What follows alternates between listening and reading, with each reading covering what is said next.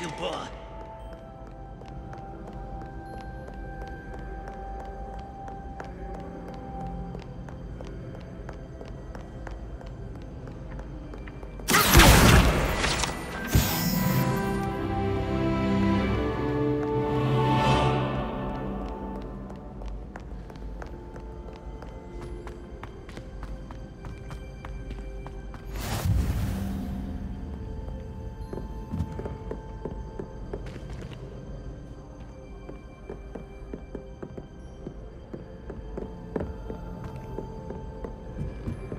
What are you up to now?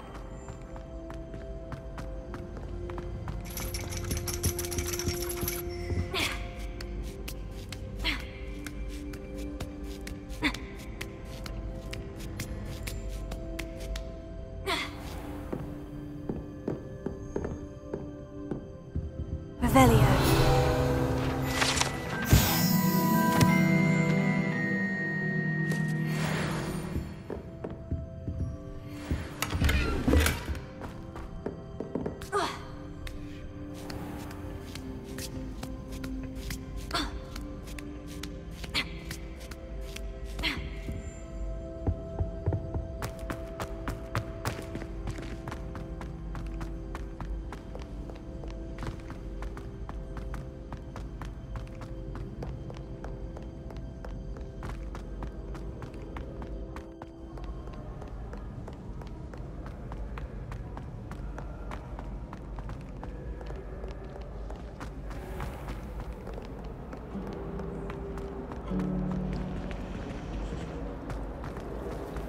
I always feel quite safe in Hogsmeade.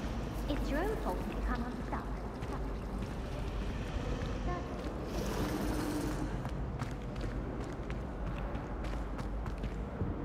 Oh dear, I shall get in trouble for this. Is everything all right? Oh, hello. Thank you for asking. I'm Cressida, by the way, and I'm afraid everything's not all right. I may be in a spot of trouble with the librarian. You see, I'm fond of creating my own charms. Thought I'd perfected my light as a feather charm to use on my library books. My arms get so tired carrying them around all day. But I must have confused the Latin word for feather with bird in my incantation, because when I opened my bag just now in the library, they literally took flight. That sounds a rather complicated way to simply avoid carrying your books. Possibly. But where's the fun in simplicity? New charms and spells have to come from someone. Why not me? I collect the books and remove the charm myself, except this isn't the first time one of my charms has threatened the peace of the library.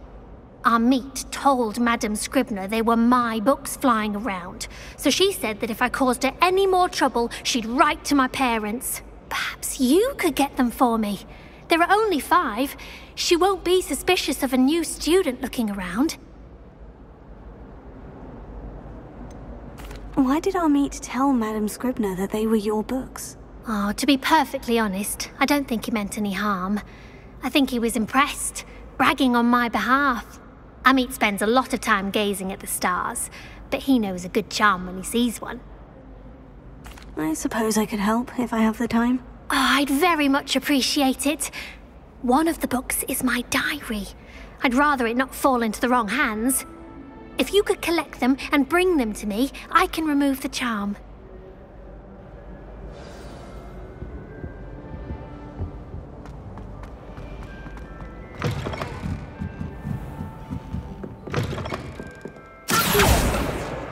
Got it.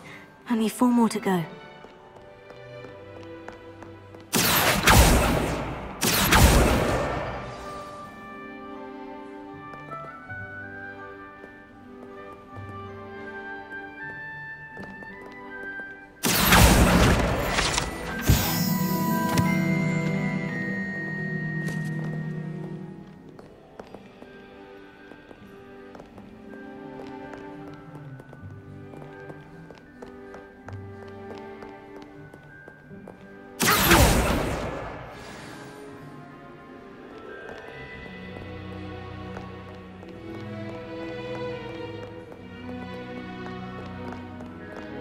Revelio.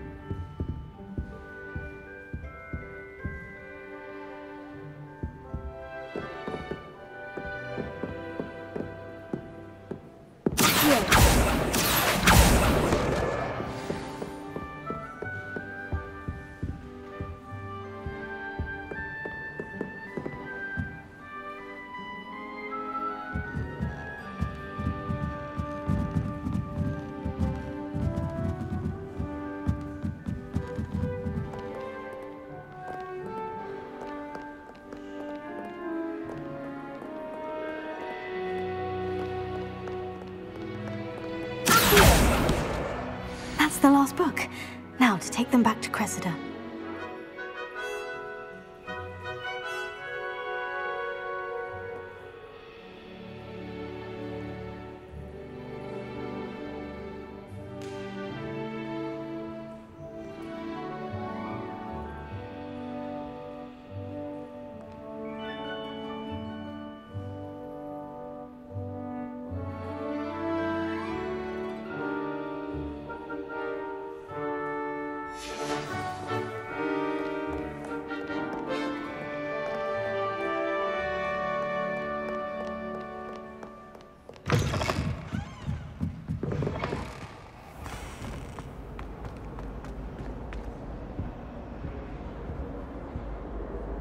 Hello, Cressida. I collected your books, including your diary. Oh, what a relief! Thank you. I'll happily take the heavy lot off your hands now. Unless you want your classmates to know how you really feel about them, you might reward me for my time. Oh, you're not at all who I thought you to be. And you're not who I thought you to be. Based upon your diary, you seem terribly judgmental. Fine. I shall pay you. But you cannot begin to imagine what I shall be writing about you next. Should never have trusted them.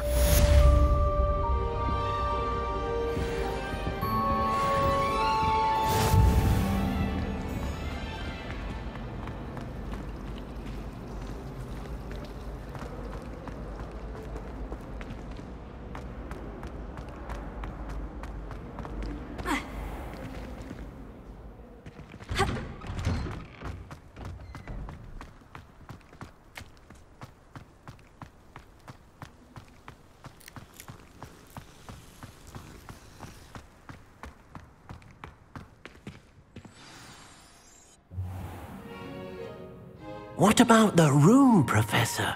I was thinking the same thing, Deke. Perhaps you could help. Oh, excuse, Deke. Ah, there you are.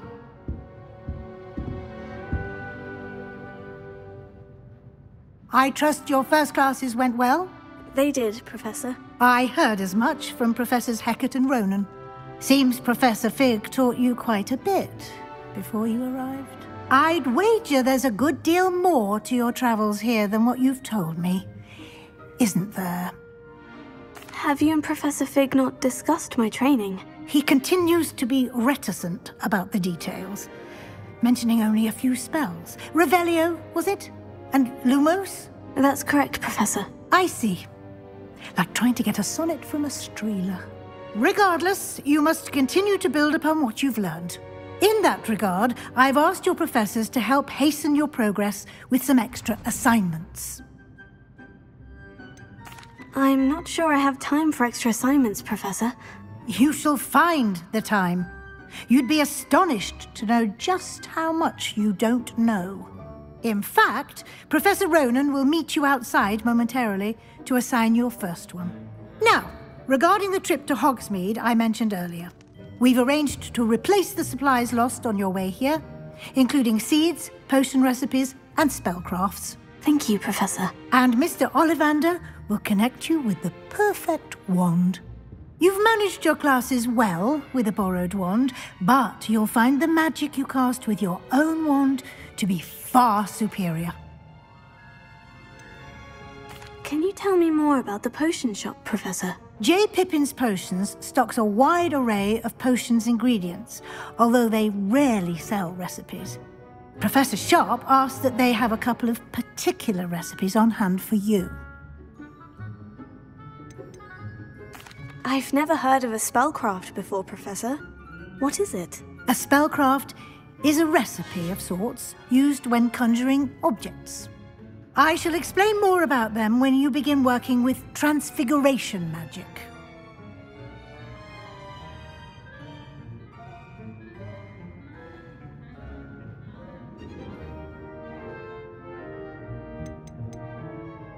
There's an Ollivander's in Hogsmeade. There is. Most people are familiar with the shop in Diagon Alley. We're fortunate to have someone like him nearby. Mr. Ollivander is a genuine craftsman and highly skilled wand maker. I would trust no one else to pair me with a wand. I'm eager to get to Hogsmeade. Very well. I'd like you to make your first visit to the village with a classmate. Help you get your bearings. Perhaps Sebastian Sallow or Natsai Onai. I've noticed you spending time with them. I'd like to go with Sebastian. Glad to hear it. Mr. Sallow is a capable young wizard, and he knows the area. He'll keep you well clear of any of Victor Rookwood's undesirables en route. Rookwood? A rather unsavory local. Best to avoid him and his associates, including his right hand of sorts, Theophilus Harlow, if you can. Once you've finished Professor Ronan's assignment, your friend will meet you at the castle doors. No time to waste. The sooner you complete your work, the sooner you can enjoy a butterbeer at the Three Broomsticks.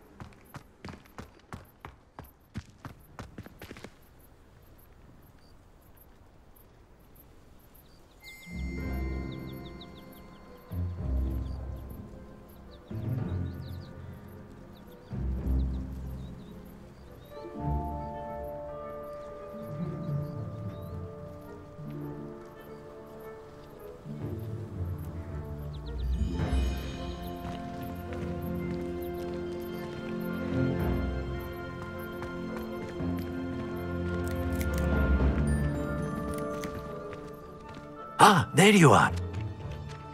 You have a new spell to teach me, Professor? Indeed I do, and an exceedingly useful one at that, the mending charm Reparo.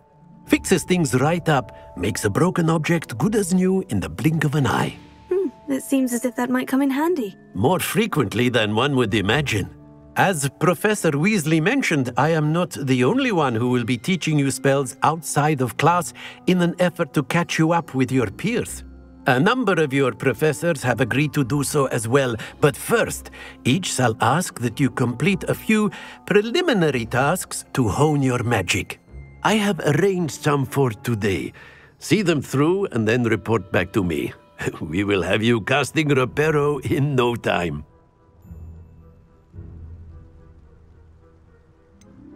Why must I first complete tasks to learn Reparo? No lesson or lecture can compare to first-hand experience, and these tasks should provide you with just that. Such experience is invaluable when mastering any new bit of magic. I'll start on the task right away, Professor.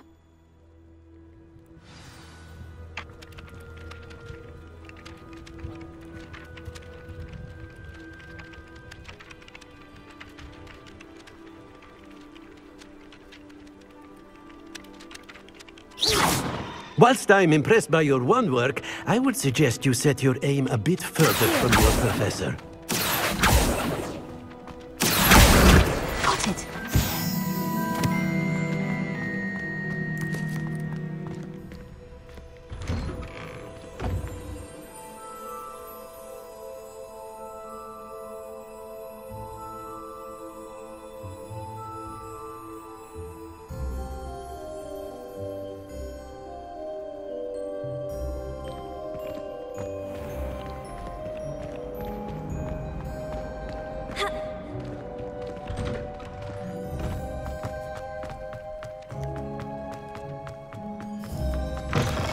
Flying page must be around here. Brilliant!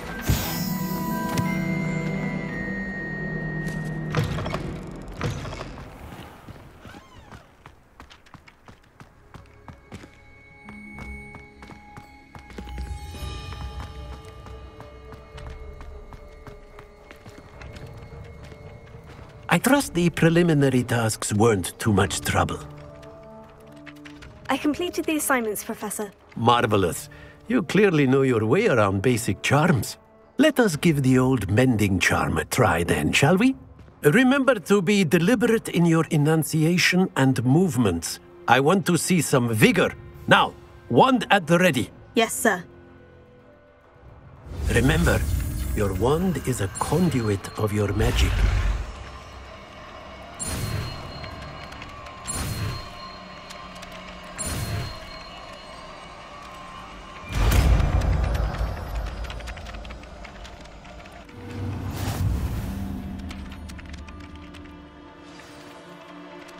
That's it!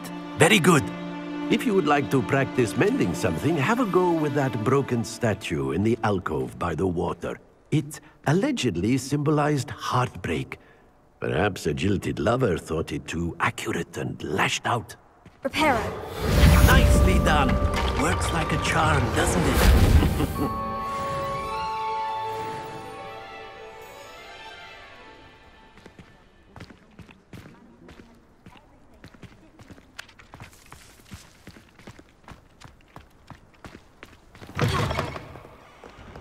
Don't get too cocky simply because you had one victory over Sallow.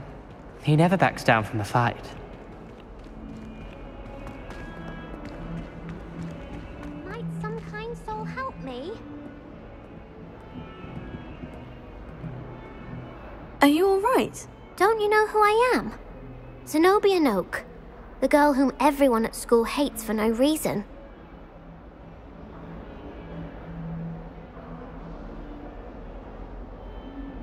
I'm sorry the other students weren't more friendly. That's kind of you. I suppose there are a few decent souls here. I wanted to make some new friends, and so I brought my collection down to the common room.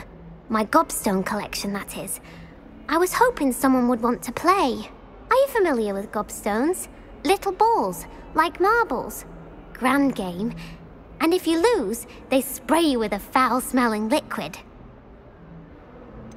I haven't much interest in a game that sprays you with odors. Only if you lose, which I never do. Or at least, not often. People can be so cruel. Just because they're sprayed all over with smelly gobstone spit, it's their own fault for losing. Imelda is one of the worst losers. Everett and Astoria are terrible as well. And now those poor losers have taken my gobstones and hidden them in very high places all over the school. Sounds as if you caused a smelly situation and they responded accordingly. I didn't make the rules. Anyway, I can't work out how to get them back on my own. I don't think I know the necessary spells yet. I need someone, perhaps a selfless and talented 5th year to help me. Do you have any suggestions on how to get your gobstones down from their hiding spots? If I knew that, I'd get them myself. Whoever hid my gobstones that high got up there somehow. Haven't you any friends at school? Not really. Natty said hello once, but not a word since.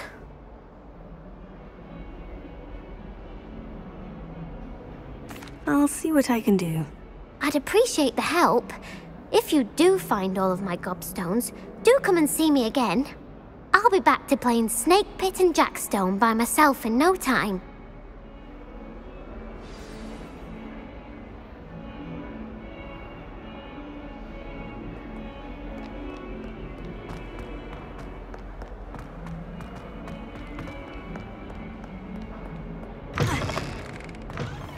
I'd better keep an eye on high places around the school for Zenobia's gobstones.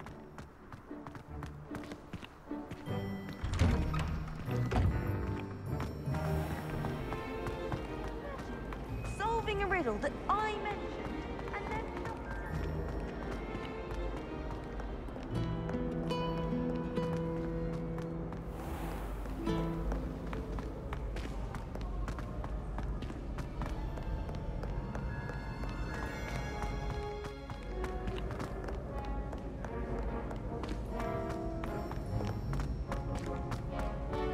I'd better keep an eye on high places around the school for Zenobia's gobstones.